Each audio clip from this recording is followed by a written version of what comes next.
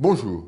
Aujourd'hui, nous allons parler des États-Unis où deux faits marquants doivent être soulignés. D'abord, la croissance de l'économie américaine au quatrième trimestre, et puis nous évoquerons la politique monétaire de la Banque centrale américaine, la Federal Reserve, à l'issue de sa réunion du 25 janvier. Sur la croissance du PIB, on ne va pas rentrer dans les chiffres, on ne va pas rentrer dans la technique, simplement visualisons la façon dont cette économie a évolué récemment. Alors, on a un graphique ici qui représente, quand on regarde la ligne violette, qui représente l'évolution du PIB, c'est-à-dire l'ensemble de l'activité américaine, exprimée en milliards de dollars à prix constant, ce sont des volumes. Et puis j'ai fait figurer deux tendances, une tendance en rouge qui est calculée jusqu'en 2008 et que j'ai prolongée jusqu'en 2011, et puis une tendance plus courte qui part du point bas de 2009 jusqu'à la fin de l'année 2010, simplement pour observer. Ces tendances sont mises là pour observer les ruptures qui ont pu se passer sur l'économie américaine. Alors on voit très bien la rupture de 2008, après la faillite de la banque Lehman. On a un mouvement très, très rapide, très fort. Et ensuite, on a une croissance qui se reprend progressivement sur un rythme de l'ordre de 2,4%. C'est le rythme entre le point bas de 2009 et le dernier point de 2011, 2,4%. Mais on voit bien, quand on regarde ce graphique d'un peu près, qu'il y a une rupture, un changement de tendance au début de l'année 2011. Et c'est ce point-là qu'il faut souligner. La croissance pour l'ensemble de l'année est de 1,7%.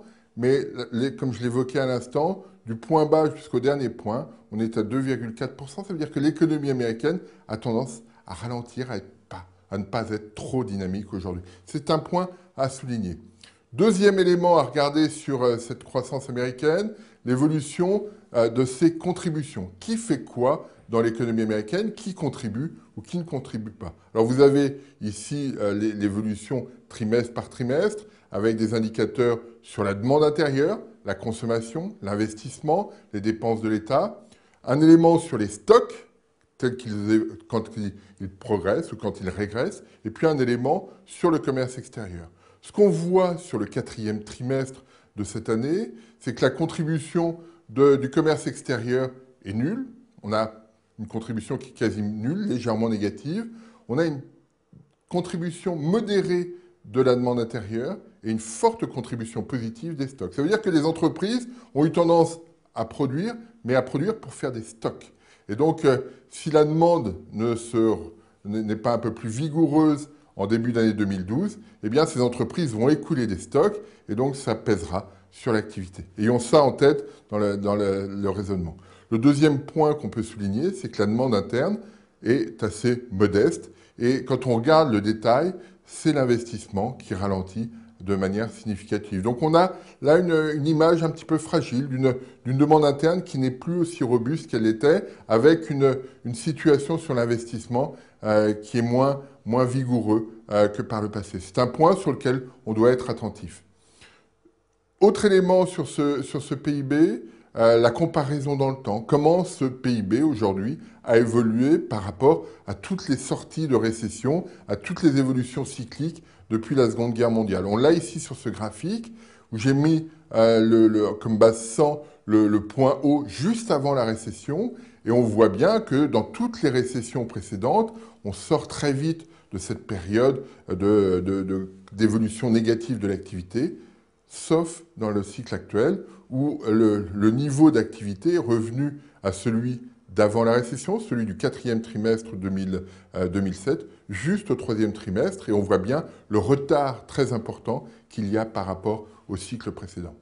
Ça, c'est un point important dans le discours qu'a pu tenir la Fed cette semaine, au moment de sa réunion du comité de politique monétaire. Elle a clairement indiqué qu'elle était préoccupée par l'évolution de la croissance, et pour cela, eh bien, elle a accentué les options qu'elle avait prises par le passé. Depuis le mois d'août dernier, elle indiquait très clairement que les taux d'intérêt très bas, c'est-à-dire compris entre 0 et 0,25, seraient maintenus à ce niveau-là jusqu'à la mi-2013, au moins.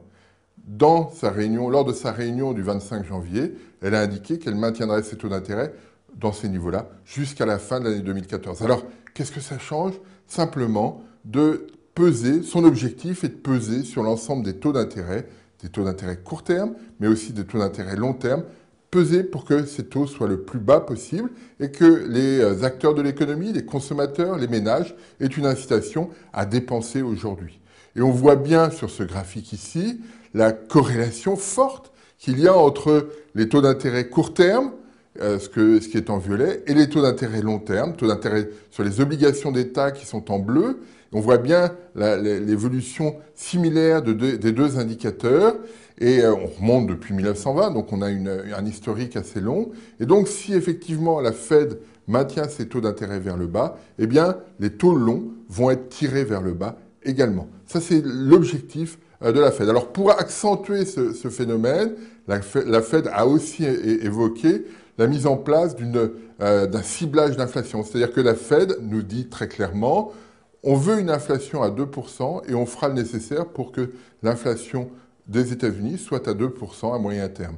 Ça veut dire qu'on n'intégrait pas dans vos anticipations de taux d'intérêt une évolution divergente de l'inflation. Donc les taux d'intérêt resteront bas. C'est un moyen de le dire autrement. Voilà, on est dans ce schéma. Croissance modérée, politique monétaire extrêmement accommodante avec pour objectif de limiter au maximum les contraintes qui pèseront sur l'économie américaine pour que progressivement, celle-ci se remette à croître, à créer des emplois et à devenir un petit peu plus autonome. C'est un processus qui est très long, qui sera très long, mais c'est un processus qui limite aujourd'hui les risques de rupture et ça, c'est plutôt un facteur important.